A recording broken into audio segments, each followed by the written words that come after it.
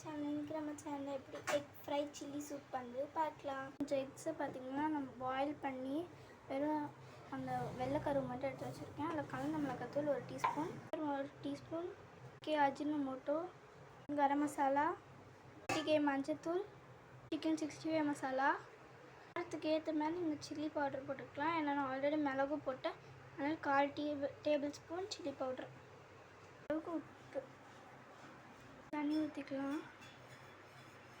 இப்போ மிக்ஸ் பண்ணிட்டு வச்சுக்கலாம். நல்லா கடாயை எடுத்து வச்சுக்கலாம். எக் ஃப்ரை பண்ணி முடிச்சதுக்கப்புறம் அளவுக்கு தண்ணி ஊற்றிட்டு நல்லா கொதிக்க வச்சுருங்க.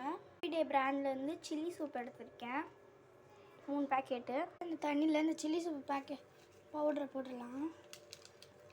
நல்லா ஸ்டெர்லைஸ் பண்ணிக்கலாம். இப்போ அந்த எக் ஃப்ரை அதில் போட்டு சாப்பிட்டு பார்க்கலாம் இப்போ டேஸ்ட் எப்படி இருக்குன்னு.